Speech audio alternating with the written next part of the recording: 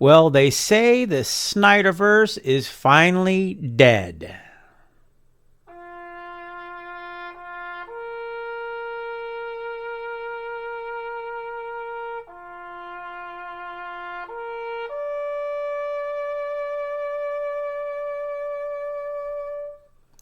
Or is it? This is the Sox Rocker Show.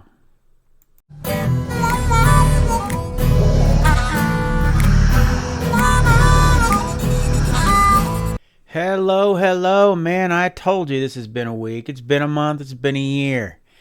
So let's get down to this, shall we? Okay, now I waited for the smoke to clear about this before I tackled it. So with that said, by now, unless you're a blind mole living under a rock, you know the Variety did a piece on Zack Snyder recently. And in that article, he said that he was pretty much done with the superhero thing. He said something about already being on that treadmill and had no desire to go back on it. Well, I get it. I wouldn't want to either after the past regime over at WBDC put him through. They pretty much pulled the rug out from underneath him and what he was trying to accomplish after they asked him to do it all his way in the first damn place. Their never-ending quest to be like Marvel shot them in the proverbial foot, and well, we all know how things turned out, and we all know how Marvel is looking these days, so there's really no need to rehash the entire thing. But, yes, it does seem he has moved on, and why not? He's supposed to sit back and dwell on things for the rest of his life? Hell no. The man is a creator, after all, and he tends to keep on creating. He has Rebel Moon that's ready to premiere, and it's creating quite a buzz, and good for him, I say, because if anyone deserves it, well, hell, it's Zack Snyder. Now, everyone seems focused on his one statement about what he said when he picked up the phone and called James Gunn when Gunn found out he was put in control of DC. Well, he wished the man best. He told him he wanted it to work out, and why wouldn't he? Why would he burn a bridge to another possible source where he could maybe make another film if the opportunity came up? God didn't do anything wrong to Zack. WB did. They gave him control, and then they whisked it all away. Now, does this change my mind about James Gunn? Does this make me rethink his visionary style, the way he writes films, scripts, the way he chooses who's in his films? No, not at all. I still think he is hell-bent on having way too many characters in a film, way too focused on frat boy humor and wink-wink one-liners. Look, at the end of the day, I still think Snyder was on the right track, but his work was compared to what Marvel was doing at the time, because that is what was working for Marvel at the time. WB just couldn't believe that the landscape was due to change, that it needed to change, and it is in fact now changing. Marvel is struggling right now because you just cannot use the same formula over and over again or things just get stale. They become stagnant. The proof is in the pudding. Like it or not, people are excited to see Zack's Rebel Moon. It has a darker, more serious tone, and that's, well, Zack. Gunn? Well, he tends to swing the other way. He likes the lighter, more feel-good, yuck kind of thing. He likes to pepper a film with one-liners to make you giggle and with musical tracks that tug at the heartstrings via nostalgia. Hell, the first Guardians of the Galaxy, I thought it was brilliant. I laughed, and the music took me back to a simpler time, and it simply just worked. It was like the first Shrek, if you will. It had a ton of different characters in it. It was fast-paced and funny and had a lot of great oldie but goodies in it. But to me, at least, they both suffered the same fate. One sequel after the other was just one more of the same old. Entertaining, but not quite as funny or nostalgic. If you like those kind of movies, that's great. I do once in a while myself. I just don't want to see DC go that way, and that is my biggest concern with Gunn running the empire. But as I have said since they gave him and Saffron the keys to the castle, only time will tell. WB is on the verge of being sold in the future, so anything can and will happen.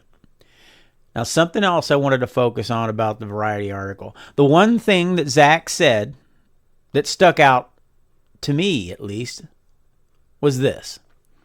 The chapter of his life, this chapter is now closed.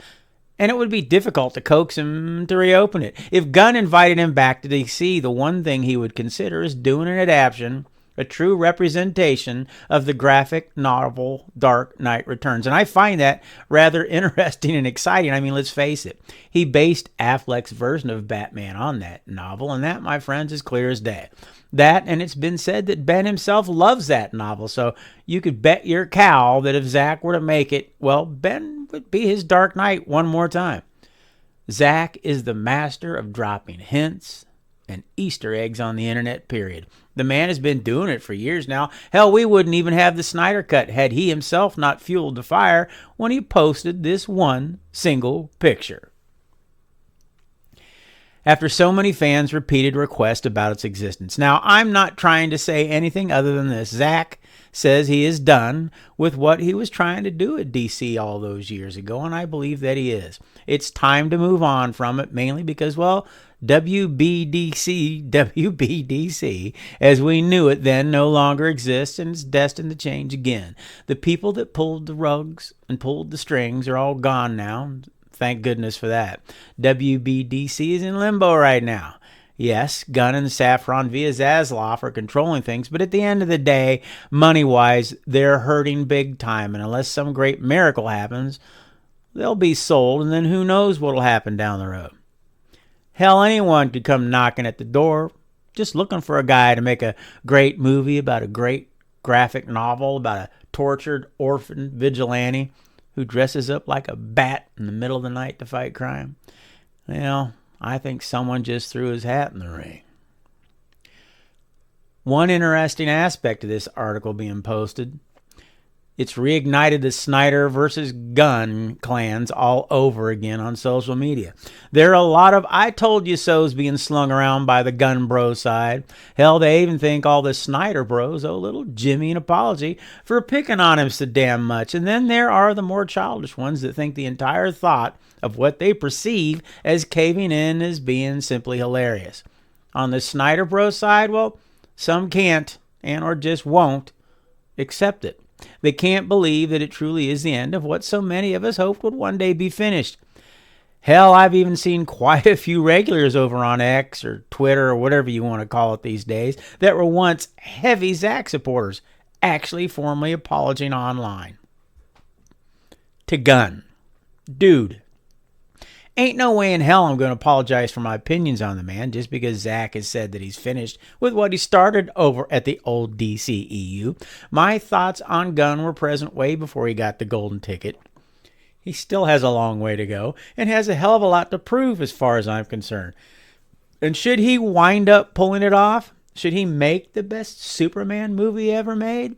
Should he create the DC universe that we have all been hoping for? Then I'll be happy as a clam for him, and I will congratulate the man. I will wish him well, and I will still find myself wishing that Zack Snyder could have been given the option to finish what he started. Alrighty then, my friends, that's all I have for now. Tell me, what do you think about the Snyder article from Variety? Do you think Zack is really done with superheroes? Has he lost the taste for making those films? Do you think that he would ever work for James Gunn? And how do you feel about him taking on the Dark Knight Returns? Please feel free to drop your comments down below. And if you would, please subscribe and hit that like button and hit that bell so you won't miss any new shows. I want to thank you all for your support. And as always, God bless. Socks out.